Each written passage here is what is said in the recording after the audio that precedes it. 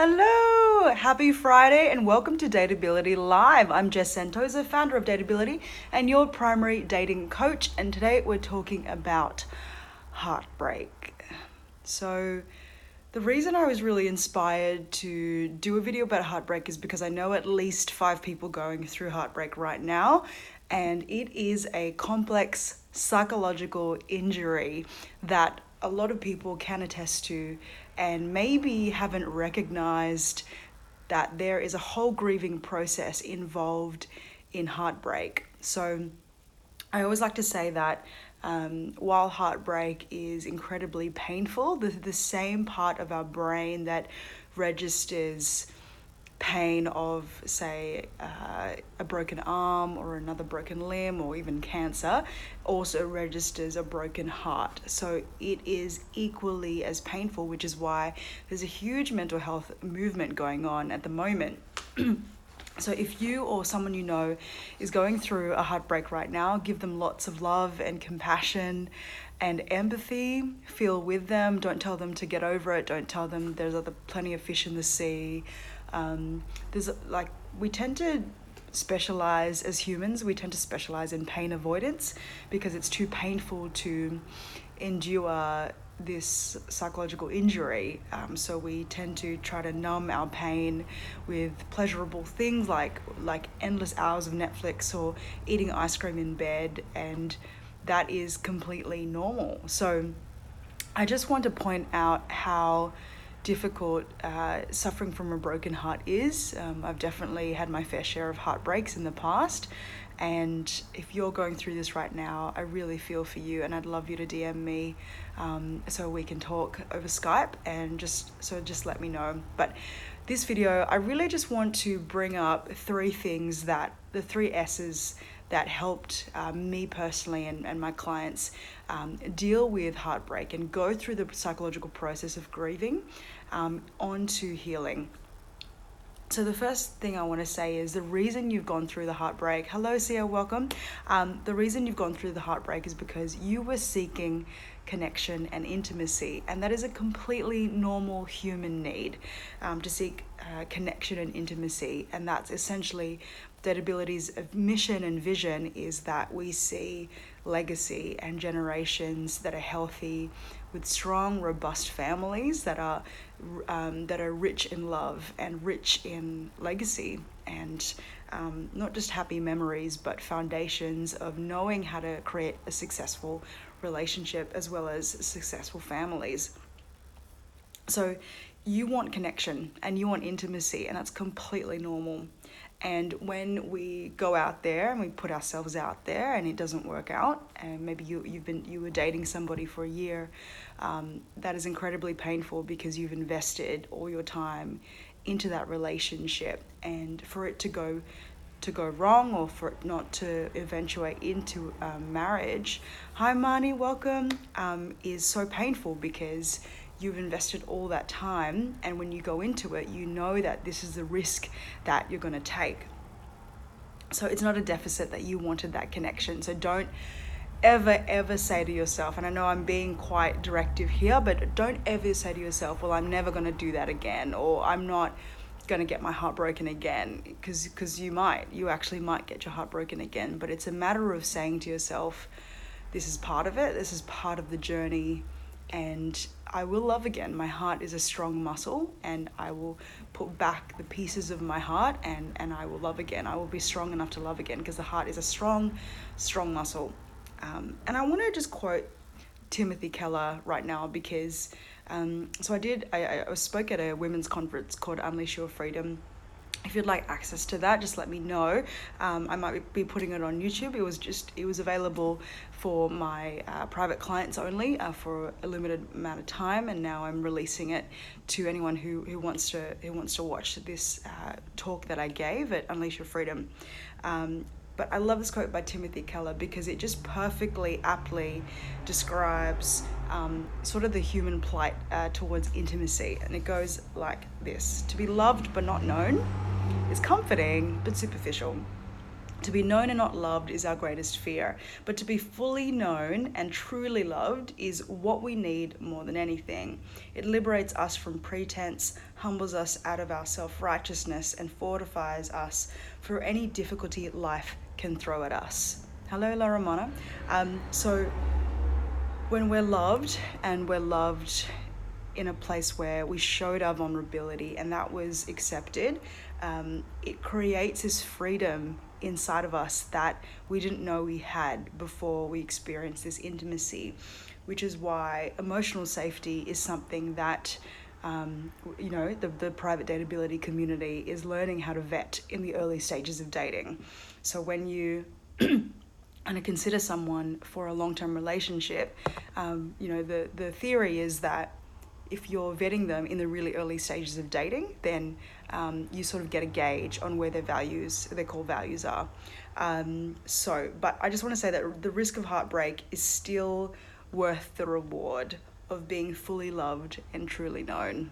It absolutely is. Hi, Rayanne. Hi, Ms. Get Up. Welcome, ladies. Okay, so as I promised, the 3 S's of heart healing. So I don't, some psychologists actually recommend just jumping back on the apps and going on other dates with other people. I don't recommend that. I'm not judging that. I'm not frowning upon that. I'm just saying I don't recommend that. If you were interested in full holistic healing, hi Debbie, if you're interested in full holistic healing, then this is what I recommend for healing your heart. And it might feel slower, but it does work if you're persistent about it over time. Hi, she's good vibes, welcome.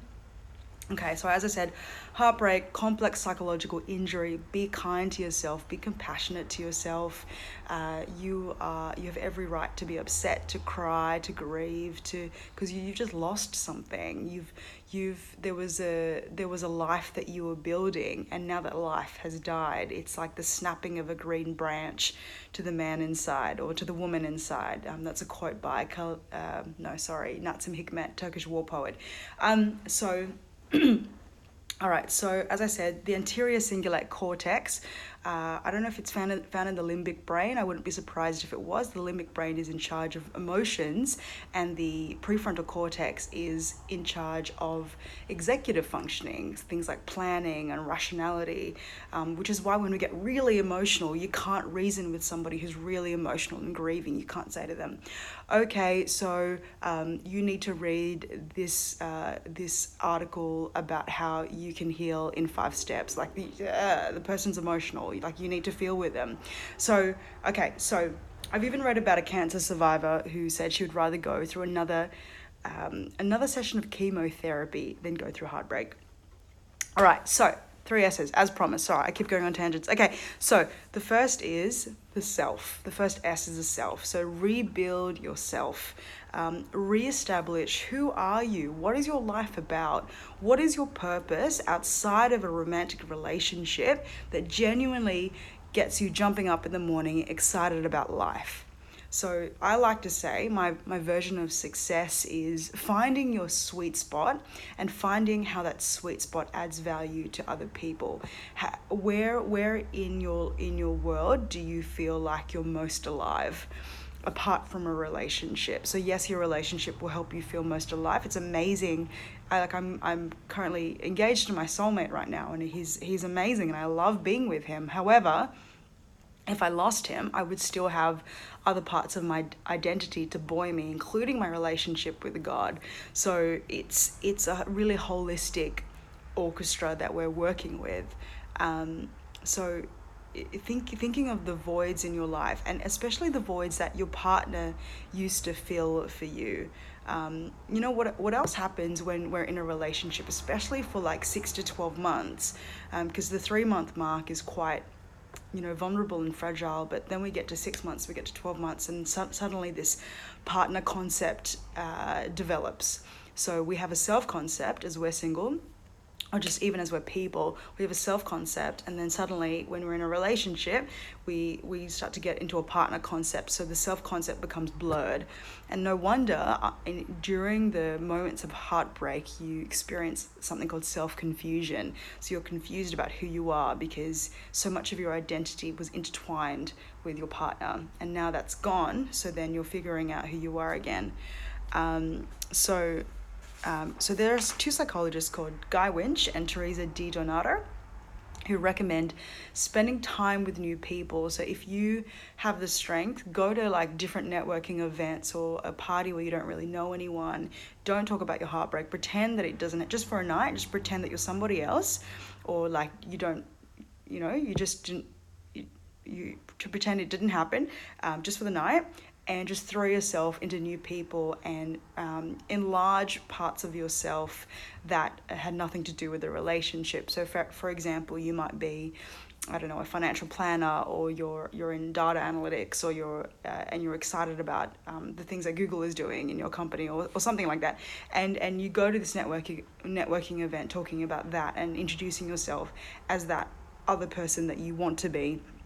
When you're meeting new people, then you start forming a new community, and it takes time to build, but throwing yourself into meeting new people, and also throwing yourself into your bucket list. So what are the things you always wanted to do, but you sort of held yourself back because you were in the relationship? So just thinking about that will actually help us get into a different rhythm, because you were in one rhythm with your partner concept, and now you're getting back into your self concept.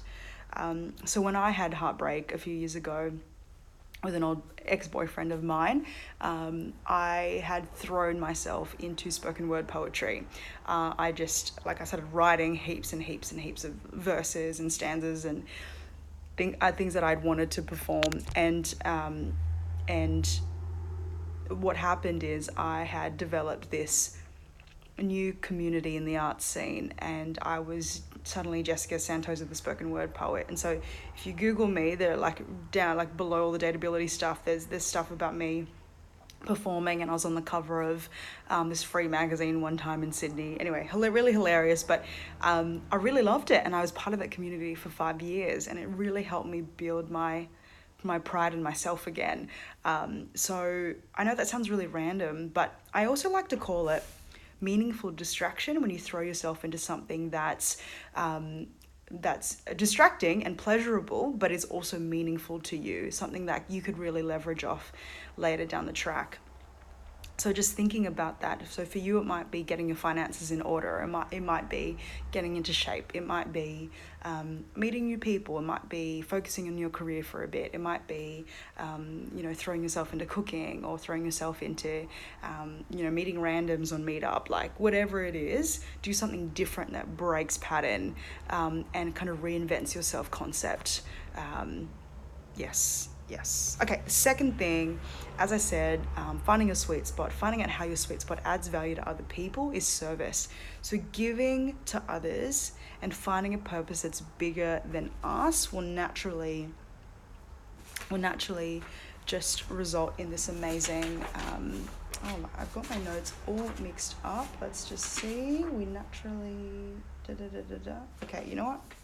I am fine with that. That's okay. I'm very, very sorry, guys. Okay, so service. All right. So basically, when we throw ourselves into service and we add value to other people, there is something that makes us come alive, because we're incredibly social animals. We need people around us. So I was coaching somebody the other day, and she was saying that, I'm really proud of myself for being quite independent financially. I've saved up for over several years, and I thought that was awesome. And she said, but I also want someone in my life. And she didn't know whether that meant she was independent or not. And I said, no, it just means you desire interdependence.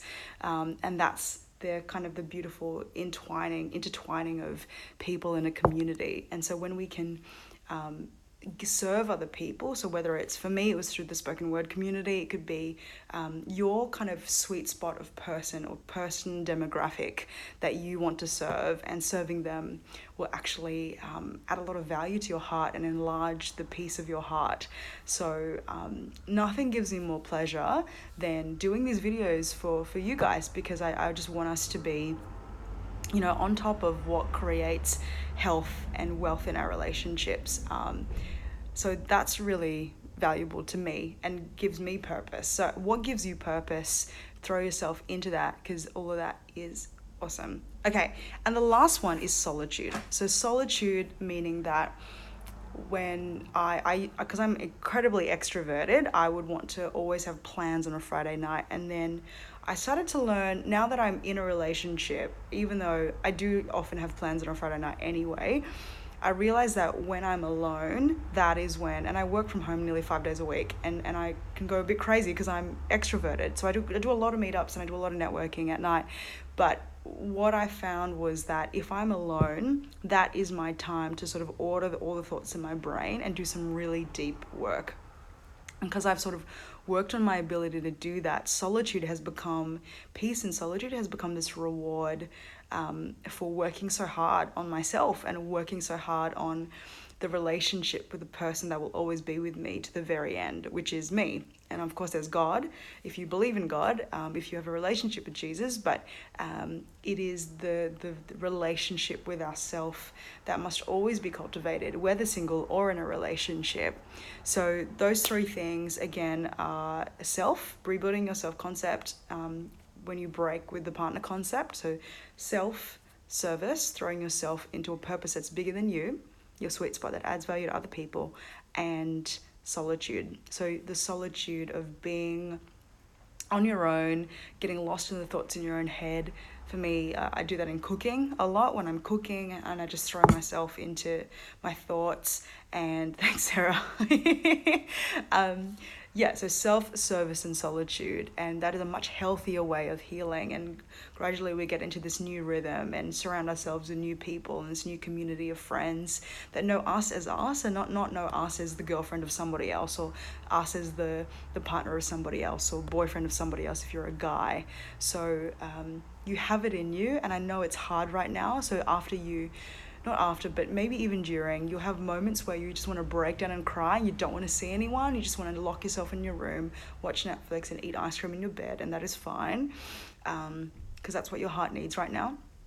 So if you want to do that, but maybe part-time, you can pretend to be this other person that's healed, and that's the part that's rebuilding your life.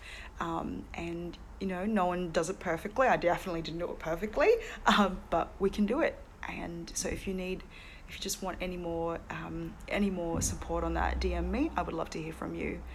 Cool. Okay, and let me know if you want to hear that talk that I gave on heartbreak and other things to do with romance. I would love to hear from you. Okay, so remember, the Love Readiness Assessment is of course still available, and so jump into my DMs and send me your email address if you're interested in that as well. In the meantime, download the cheat sheet, the Conversation Starter cheat sheet about meeting great men worthy of you. So I'd love to hear from you in any one of those channels, and I will see you next week at 11 a.m. Bye.